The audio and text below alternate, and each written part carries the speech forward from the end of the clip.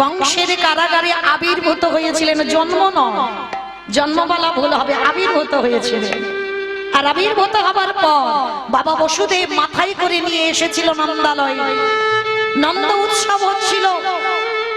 ছোট্ট কৃষ্ণ যশোদার মার কোলে। স্বর্গের দেবী দেবীরা সবাই দেখতে আসছে। বাবা ভোলানাথ খবর পেয়েছে প্রভু ধরায় নেমেছে, আমাকেও তো যেতে হবে প্রভুকে একবার দর্শন করতে। তার যা পোশাক পরেছিল ওই বাকছাল, গাঁজা মাখে আছে, ছাই ভস্ম মেখে আছে, মানে ধুলো কাদা বালি মাখা। আর মাথার চুলের তো বাবা সে তো চিরি সাজ নাই, ইহা বড় বড় জটা। সেই অবস্থা পাগলের মতো ছুটে যাচ্ছে কৃষ্ণকে দেখবে বলবো। পার্বতী পিছন থেকে ডাকছে, প্রাণনা, প্রাণনা, তোমার কি মাথা খারাপ? রাজার দুলাল, রাজার ছেলে কৃষ্ণ, আর তার জন্ম উৎসবে যাচ্ছ, তোমার এই অবস্থা।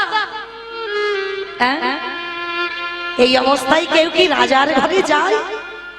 একটা কাজ করো, তুমি একটু ভালো করে সেজে গুজে যাও। না পার্বতী, সাজবার সময় নেই, আমাকে এই মুহূর্তে যেতে হবে। বাবা পুতনা বধ করবার একদিন পরে গেছে বাবা ভোলানাথ, একটা বৈষ্ণবের রূপ ধারণ করেছে। মা যশোদার কাছে গিয়ে ডাকছে, মা ভিক্ষুকের রূপ ধরে গেছে তো ভোলানাথ, একবার আমার কৃষ্ণকে কোলে নেবে বলে।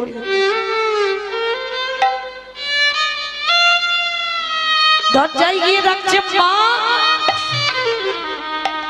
শুনেছি তোমার কোলে খুব সুন্দর একটা ছেলে এসেছে, একবার একবার তুমি দাও না আমার কোলে, একবার আমি তোমার ওই সন্তানটাকে আমি আমার কোলে নিতে চাই। যশোদা মা চমকে উঠেছে। কালকের একটা রাক্ষসী মাসি বলে কোলে নিতে গেল, স্তনদুগ্ধ খাওয়ালো, ওই স্তনে কালকুর বিষ মাখিয়ে এনেছিল। আর সেই পুতনা রাক্ষসী বধ হয়েছে কালকে, আর আজকের এই ভণ্ড সাধু এসেছে, এ যদি আমার গোপালকে কিছু করে দেয়।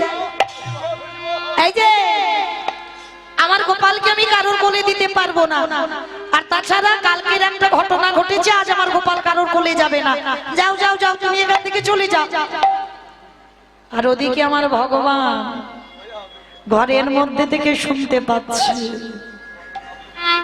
যখন বারবার কানে যাচ্ছে ভোলানাথকে কে যেন তাড়িয়ে দিচ্ছে। ভগবানের চোখে এলো জল। ভোলানাথ, আজকে তোমার জন্য আমি অপেক্ষা করে আছি, তুমি কখন আসবে? আজকে আমি যাব তোমার কাছে। এইবার বাবা ভোলানাথ বারবার বলছে যশোদা মা ঢুকতে দেবে না, তাড়িয়ে দিচ্ছে। একবার শুধু ভোলানাথ চিৎকার করে ডাক দিয়েছিল, দয়ামা দয়ামা।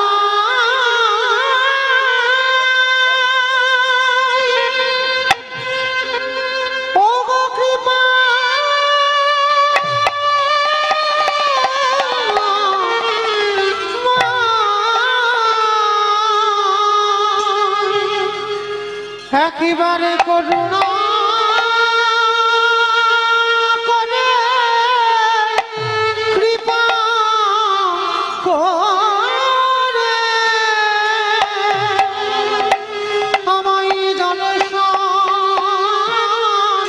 দাও।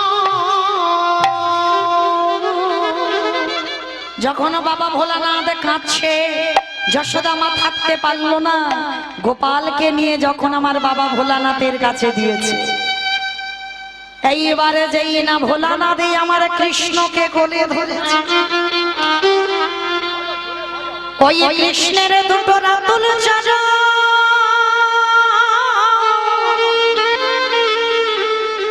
ওই কৃষ্ণের দুটো রাতুল চরণ ভোলানাথের বক্ষে পড়েছে। আর যেই না ভোলানাথের বক্ষ দেশে পড়ল, ভোলানাথের চরণ জড়িয়ে ধরে বলল দয়াময়, বলি আরে তো চরণ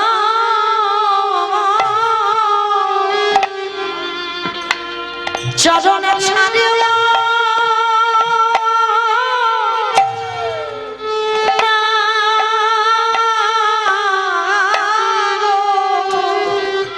বলিয়া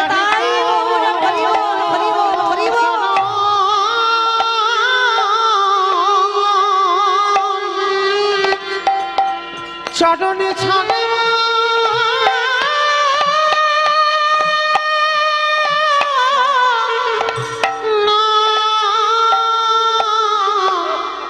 না গো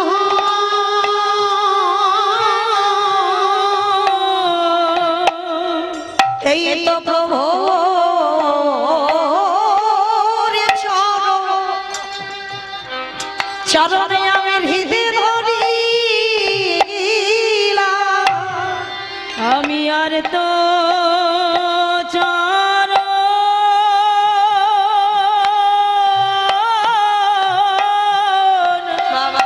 চরণে ছাড়ব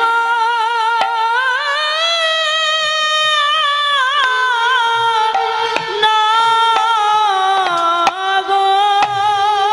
আমি ওই চরণে নিতাই গৌর হরি বল, হরি বল, হরি বল। আমি ওই চরণে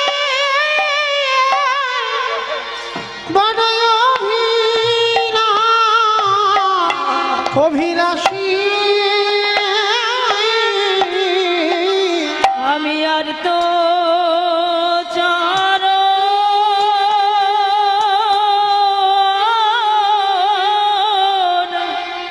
চরণ ছাড়ব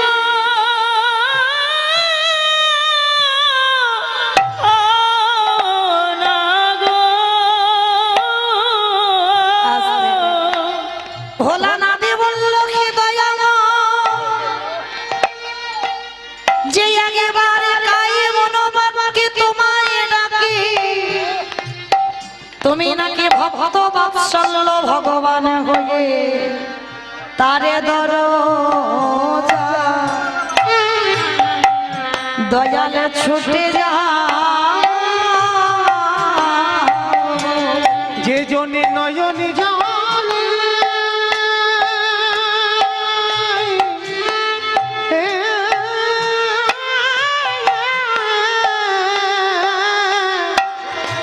নয়ন জলে তোমায় ডাকার মতো ডাকে তারি দরজায় দয়াল ছুটে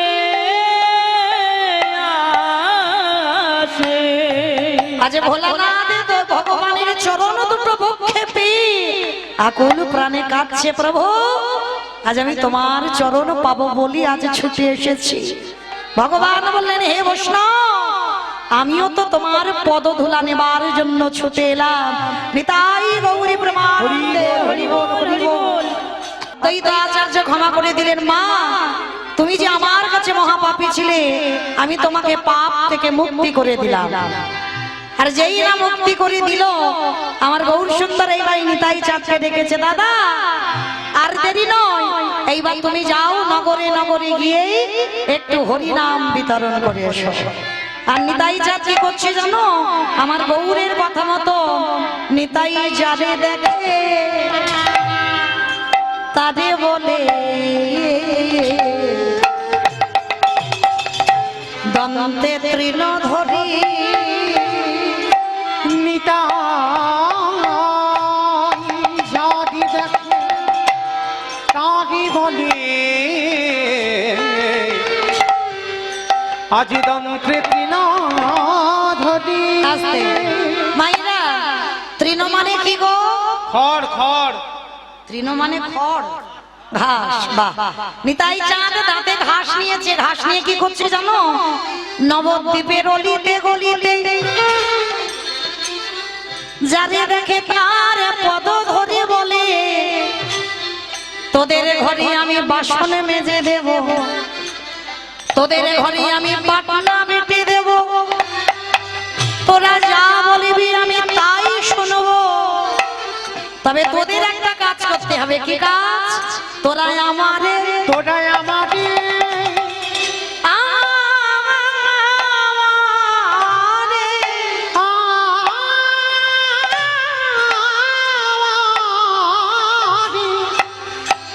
আমারে কিনিয়া না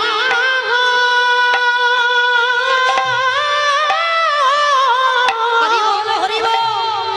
একেবারে বলো গো হরি হরি হরি। আস্তে, নিতাই চাঁদ এসে দাঁড়িয়েছে কোথায় জানো?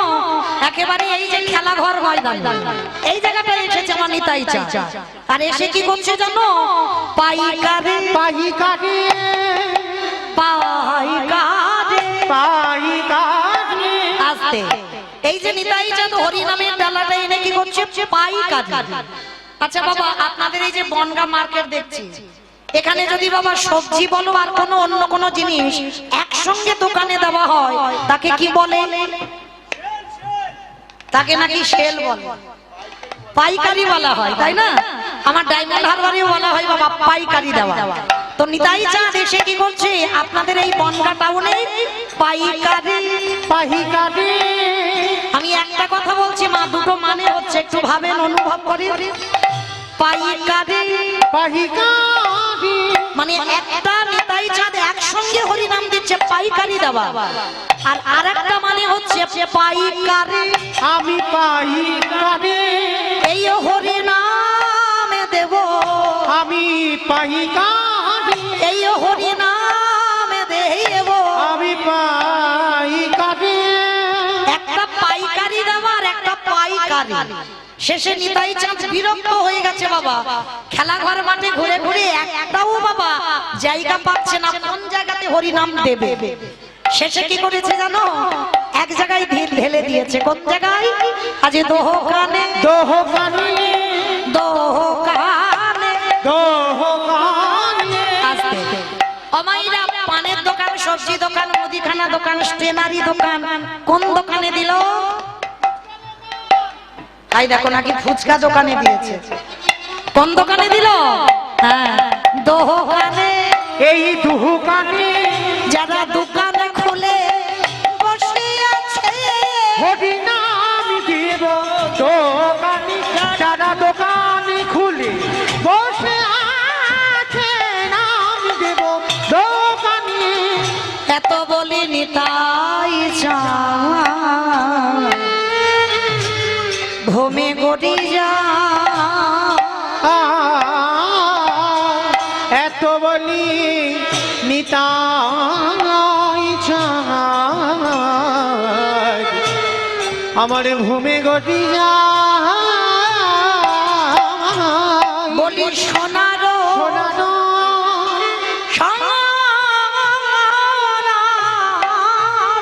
সোনানো পরিবত যেন ধুলাতে লুটায় ঘো। আহা সোনানো পর্বত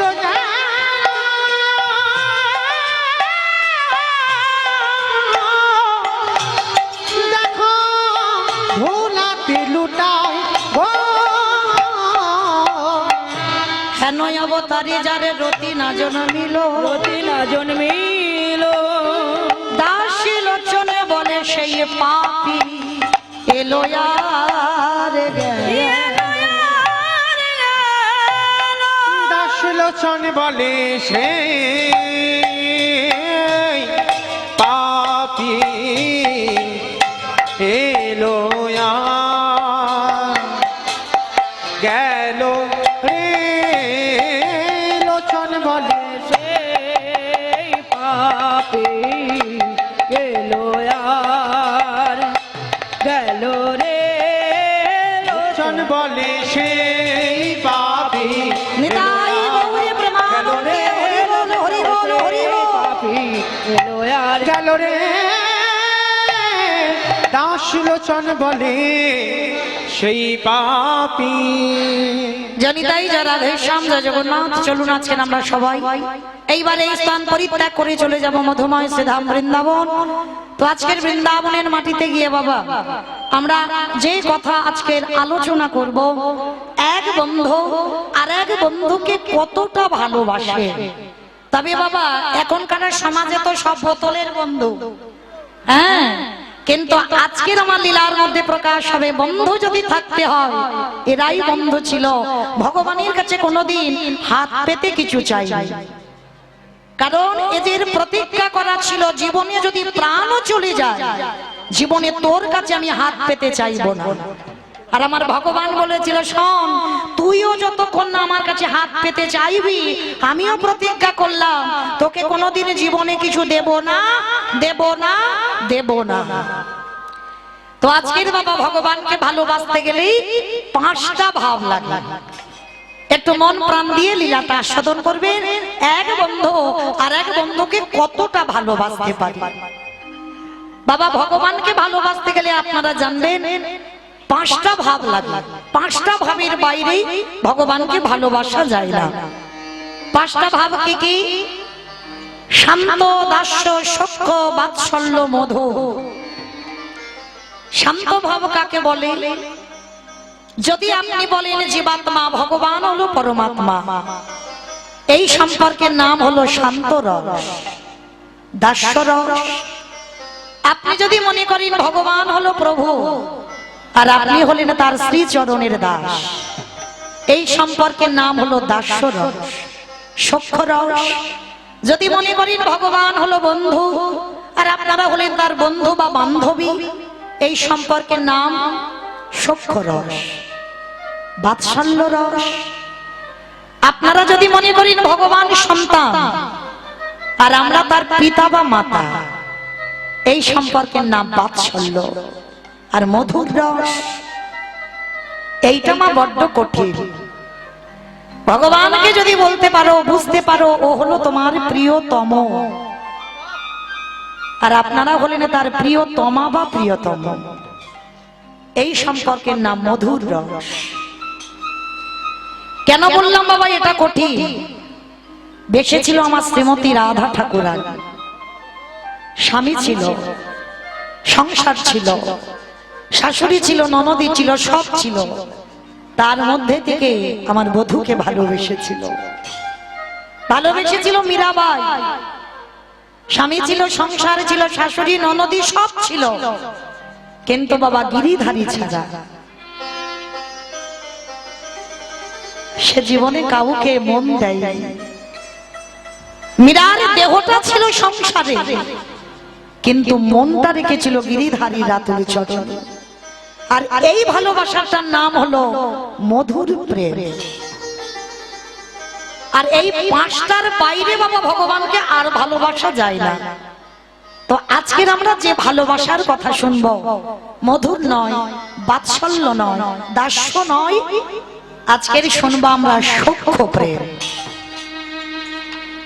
এক বন্ধুকে ভালোবেসে তার শেষ জীবনের পরিণতিটা কি হয়। তবে বাবা এই বন্ধুর কথা জানতে গেলে আজকে সবাইকে যেতে হবে মধুময় শ্রীধাম বৃন্দাবন ধাম। কি মাইনা সবাই বৃন্দাবন যাবেন তো একটুখানি? সবাই যাবেন? বাহ, তাহলে দেখি একবার সবাই যখন আমরা এই বৃন্দাবনে যাব, আমরা নবদ্বীপ ত্যাগ করে যাচ্ছি, একবার সবাই প্রেম সে বলেন তো গৌর সুন্দর কি, নবদ্বীপ ধাম কি, সচির নন্দন কি। বাহ, চলুন আজকের আমরা সবাই এই সুরধ্বনির তীর ধরে একেবারে যাব যমুনার ঘাটে। কেমন? চলে একটু উলুধ্বনি দেন দেখি একবার প্রেম সেই। সুরধ্বনির কিনারায় বাবা সোনার নুপুর দিয়া পায় নাচি নাগরি গো সুন্দর গৌরাঙ্গরাই। সুরধ্বনির কিনারায় সোনার নুপুর দিয়া পায় নাচি নাগরি গো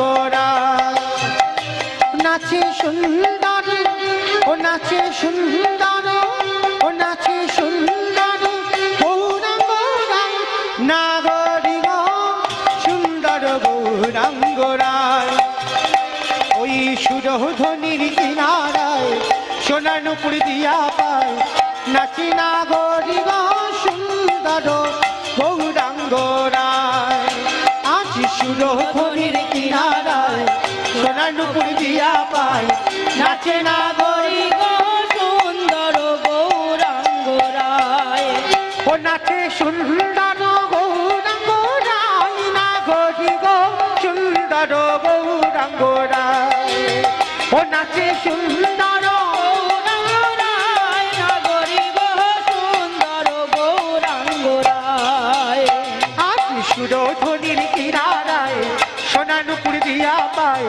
নাচে নাগরিক সুন্দর গৌরাঙ্গরায় আবার সুন্দর কপালে সুন্দর তিলক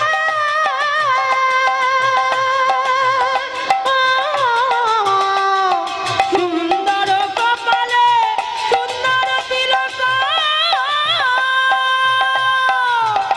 আবার সুন্দর খান আহা সুন্দর খান আহা সুন্দর খান নামা বলি ভাই না বলি গহ সুন্দর গৌরাঙ্গরায় আজ সুরধ্বনির কিনারায় সোনার উপর দিয়া পায় নাচে না বলি গহ সুন্দর গৌরাঙ্গরায় ও নাচে সুন্দর নাচে সুন্দর নাচে সুন্দর গৌরাঙ্গরায় না বলি গহ সুন্দর গৌরাঙ্গরায় আজ সুরধ্বনির কিনারায় সোনার উপর দিয়া পায় নাচে না বলি গো সুন্দর গৌরাঙ্গরায় অমাইরা আমি আর আমার সম্প্রদায় যাব, আপনারা যাবেন না?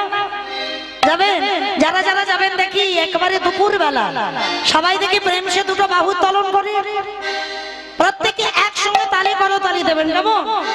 আহা সুন্দর নয়নে চাহে গোনাজার পাহাড়ে গো। আরে সুন্দর নয়নে চাহে গোনাজার পাহাড়ে গো।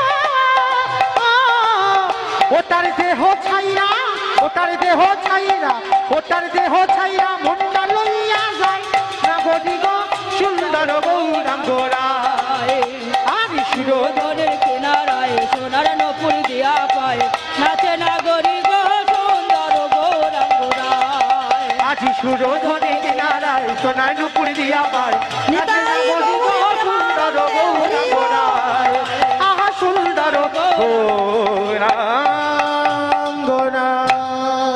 প্রেম সে বলো রাধা রানী কি, বৃন্দাবনেশ্বরী কি, যমুনা মাইয়া কি, নন্দ গাঁও কি, ऊंचा गामो की, वर्षा नामो की, भक्त वृंदो की, हरिवासन धाम की, साधु गुरु वैष्णव की, अपन अपन गुरु चरण की, निताई गौर ब्रह्मानंदे হরি বল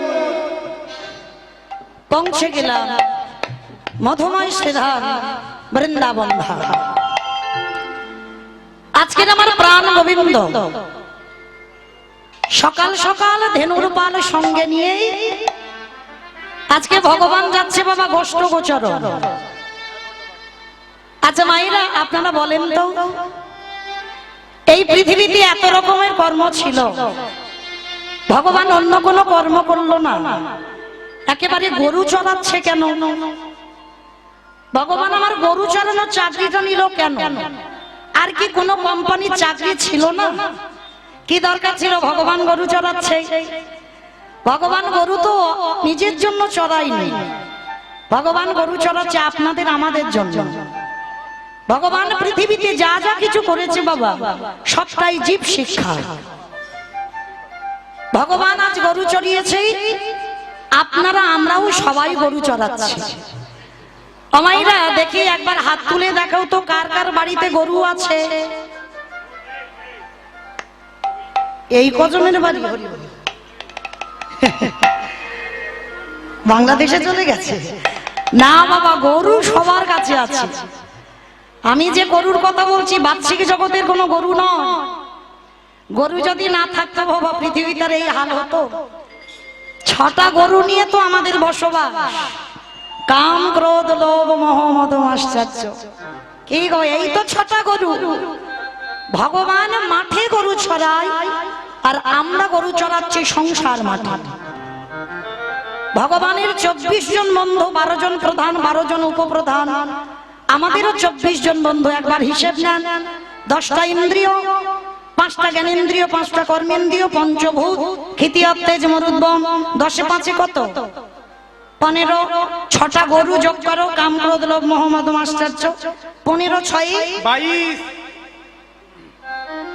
দেখেছো খিচুড়ি ছিল যাই 21, তাহলে 24। এখনো 3টে দিতে হবে, আর এই 3টেই হলো প্রধান, মন বুদ্ধি অহংকার। এই 21 3 হলো 24। তাহলে ভগবান মাঠে চড়াচ্ছে আর আপনারা আমরা সংসার মাঠে চড়াচ্ছি। আমাইরা আজকের ভগবান কৃষ্ণ প্রত্যেকটা বন্ধুদের বলছে, অবন্ধু বন্ধু আয়। প্রত্যেকদিন আমরা বিনোদ খেলা খেলি, তবে আজকের আমরা এই দুপুরবেলা বিনোদ খেলা খেলবো না। এই দুপুরবেলা কি খেলবো জানিস? একটু কাঁধে চড়বো আর কাঁধে করবো। মানে যে চোর হবে সে কাঁধে করবেই, আর যে চোর হবে না বাবা সে কাঁধে চড়বে। তা ভগবান বলছে, বেশ, এটা মন্দ বলিসনি। দুপুরবেলা আজকের আর অন্য কিছু খেলা ভালো লাগছে না, কাঁধে চড়া কাঁধে করা খেলবো।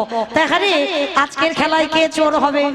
বলে, কেন কানাই, তুই তো রোজ রোজ চোর হোস, তুই আজকে চোর হবি না? রোজ রোজ আমি চোর হই, আজ আমি চোর হব না। আজ তোদের ভিতরে কেউ একজন চোর হ। আমি চোর হব না?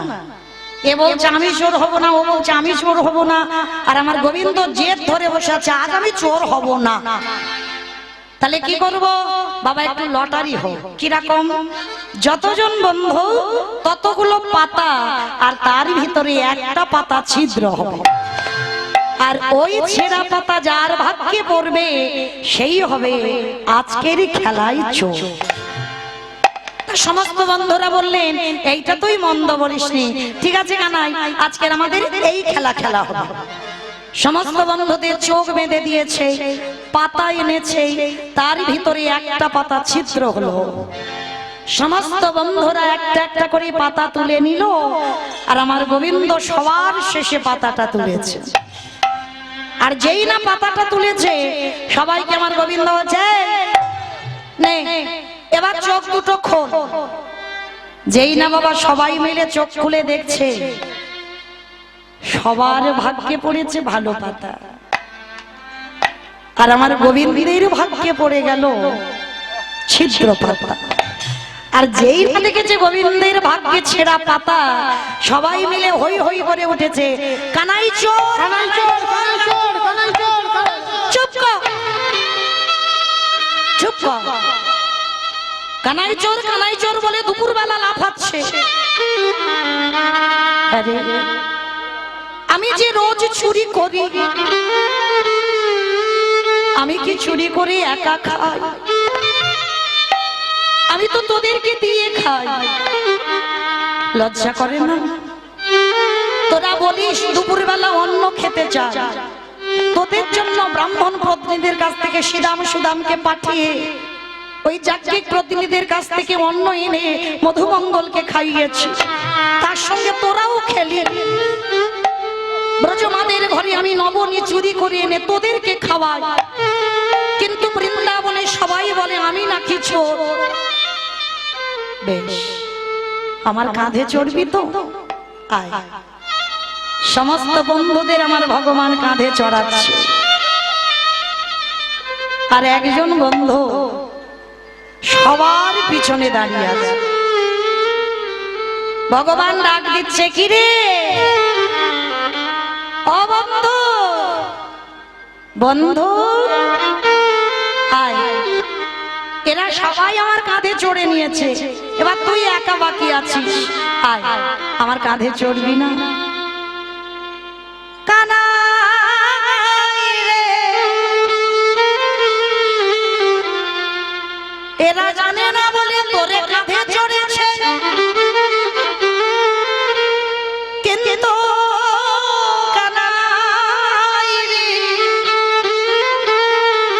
আমি তো জানি তুই কে হোশিয়ারি আমি পাকে গো। তুই 1000 বার বললে আমি তো তোরে কাঁধে চড়ব না। কেন আমার কাঁধে চড়বি না কেন? ওই দেখো আবার কিরকম কাঁদছে, দেখো কে হয়েছে তো? কানাই, তুই আমায় ভুলে গেছিস, কিন্তু আমি তো তোকে ভুলিনি। আমি তোকে ভুলে গেছি, তুই আমায় ভুলিসনি। তুই কে? ভালো করে একবার চেয়ে দেখ তো কানাই, আমার বদন পানি, একবারও কি তোর মনে পড়ছে না আমি কে? ভগবান অন্তর্যামী, অন্তরের কথা বোঝে। আজকের কেন বন্ধু কাঁদে উঠছে না? যদি বন্ধুর কাঁদে ওঠে বাবা, তাহলে ভক্তির পদধূলাটা কৃষ্ণের বক্ষে পড়বে। এই ভয়ে পড়ে আজকের বন্ধুটি কাঁধে উঠছে না। এই তোর কি মাথা খারাপ? ভগবান বলছে আমি জানি তুই কেন আমার কাঁধে উঠছিস না। তোর মনে পড়ে যাচ্ছে তাই না? আমি ছিলাম তোর দাদা রঘুপতি রামচন্দ্র। মনে পড়ে যাচ্ছে এ তো আমার দাদা রামচন্দ্র। এই পৃথিবীতে বাবা আপনারা আমরা সবাই জানি আমার রামচন্দ্রকে সব থেকে বেশি লক্ষণ ভালোবেসেছিল। কেন? রাম যখন বনবাসী হয় তার সঙ্গে বাবা লক্ষণও বনবাসে গিয়েছিল। এই রকম ভাইকে পৃথিবীতে দেখা যায় বড় দুর্লভ বাবা। এই জগতে ভাইয়ে ভাইয়ে লাঠালাঠি হয়, ভাইয়ে ভাইয়ে খুনোখুনি হয়, ভাইয়ে ভাইয়ে মারামারি করে শিল পোথাপথি হয়ে বাবা মামলা পর্যন্ত চলে। পাঁচিল তুলে দেওয়া হয়, এক ভাই আর এক ভাইয়ের মুখ দেখতে চাই না। কিন্তু বাবা আজকে যার কথা শুনবো, যে বন্ধুর কথা শুনবো, এরা এমন ভাই নয়, একেবারে আলাদা ভাই ছিল। কে জানো? রামকে লক্ষণ যতটা না ভালোবাসতো, তার থেকে বাবা ভালোবেসেছিল আমার ভরত ভাই। ভরতের মতো বাবা কেউ কোনোদিন আমার রামকে ভালোবাসতে পারবে না। যদি বলেন কেন? আচ্ছা বাবা, এই ভরত রাম যখন বনবাসী হয় তখন ভরত কোথায় ছিল? মামার বাড়ি। মামার বাড়ি থেকে ফিরে এসে কইকেয়ীর দাসী ছিল মন্থরা। মন্থরাকে প্রশ্ন করেছিল, মন্থরা আমার জ্যেষ্ঠ দাদা কোথায়? কথাটা শুনে বলেছিল, ওরে তোর জ্যেষ্ঠ দাদা পিতৃসত্য পালনার্থে তোর মা কইকেয়ীর কথা রাখতে সে হয়ে গেছে 14 বৎসরের জন্য বনবাস। বিনা মেঘে যেন বজ্রাঘাতে পড়ল ভরতের মাথায়। মন্থরা আমার ভাই আমাকে না বলে যেতে পারে না। সেই দিন 3টে মাকে নিয়ে রামের সঙ্গে দেখা করতে গিয়েছিল ভরত। আর যেই না রামচন্দ্র দেখেছে, আমার রামচন্দ্র দেখে বলছে, ভরত কেন এসেছিস? ফিরে যা, তুই শুনিস আমি পিতৃসত্য পালনার্থে বনবাস, তোর মা কইকেয়ীর কথা রাখতে বনবাস, চলে যা। কেন এসেছিস? ভরত বলছে, দাদা যে মার কথা রাখতে বনবাসী হয়, যে বাবার কথা রাখতে বনবাসী হয়, সে কি কোনোদিন একটা ভাইয়ের কথা শুনে অযোধ্যায় ফিরবে? আমি জানি দাদা তুমি ফিরবে না। জানিস তো, তাহলে তুই কেন আমার কাছে এসেছিস? দাদা তোমাকে দুটো প্রশ্ন করতে। প্রশ্ন? কি প্রশ্ন ভাই? আচ্ছা দাদা, আমার মা যে বাবার কাছে দুটো বর চেয়েছিল, বলতে পারবি ওই দুটো বরের মধ্যে কোন বরটা আগে চেয়েছিল? একটা হলো রাম বনে যাবে, আর একটা হলো ভরত রাজা হবে। বলো না দাদা, কোন বরটা আমার মা আগে চেয়েছিল? কি মাইরা, আপনারা তো কীর্তন শোনেন, বলেন তো। আগে ভরত রাজা হয়েছিল। একবারও কইকেই মা বলেনি যে আমার রাম বনে যা। একটাই কথা বলেছিল, আগে ভরত রাজা হোক, তারপরে রাম বনে যা। তো আজকের ভরত বলল, দাদা আমার মা তো বলেছিল আগে আমার ভরত রাজা হোক তবে যাবে। তাহলে আমি মামার বাড়ি থেকে ফিরলাম না, আমি রাজা হলাম না, তুমি পালিয়ে এলে কেন? উত্তর দাও, আমি ফিরলাম না, তুমি পালিয়ে এলে কেন? ভগবান হয়ে ভাইয়ের কাছে আর কিছু বলতে পারছে না, মাথাটা নিচু করে দাঁড়িয়ে আছে। নিচু করেছো কেন? উত্তর দাও। তুমি যে জগৎকে বোঝাচ্ছ আমার মা কইকের জন্য বনবাস, আমার বাবা দশরথের জন্য বনবাস, সত্যি কি তা? সেদিন রামে বলেছিল, ভাই রে আমি তোর মার জন্য বনবাসী নই, পিতা দশরথের জন্য বনবাসী নই।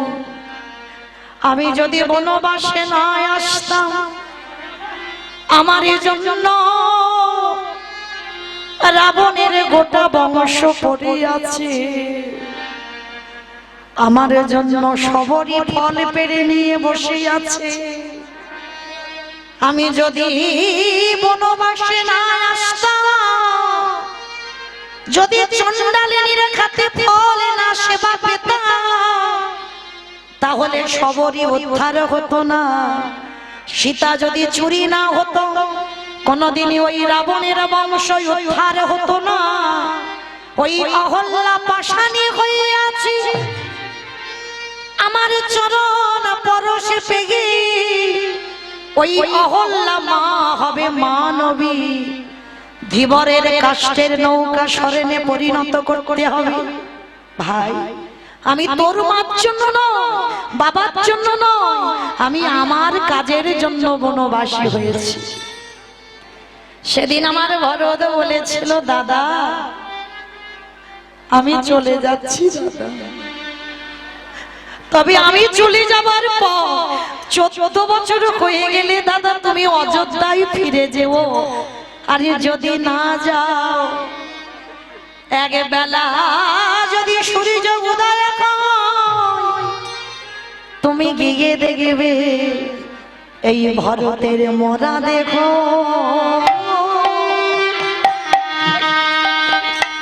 দেখো করে আছে। আমি এই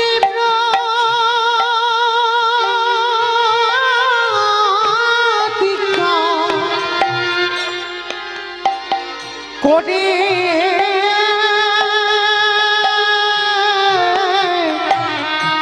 গেলাম।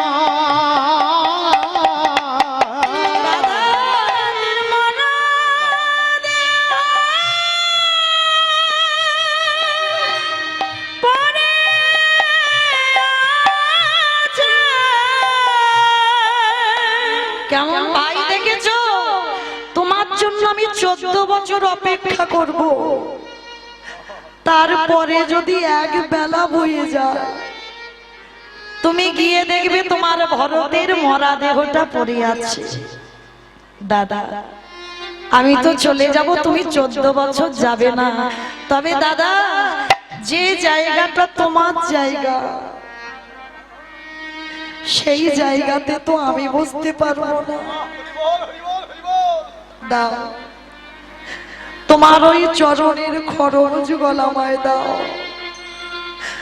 আমি ওই খরম যুগল সিংহাসনে রাখবো, আর আমি ওর ধুলার পরে বসে প্রত্যেক দিন তোমার খরম যুগল সেবা করবো। দাদা গো, নিতাই গৌর হরি হরি হরি হরি।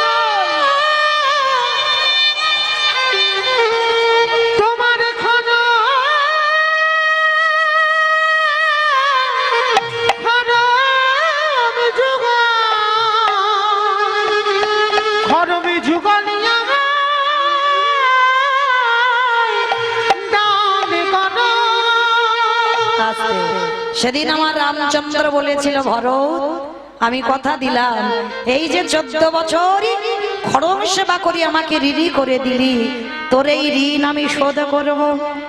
যেদিন আমি দ্বারকাধিপতি কৃষ্ণচন্দ্র হব, আরে তুই আমার বন্ধু হয়ে যেদিন দ্বারকায় যাবি, আমি নিজের হাতে চরণ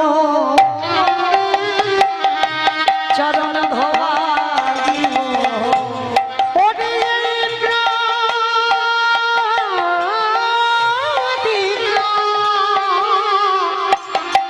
প্রতিজ্ঞা করতে গেলাম,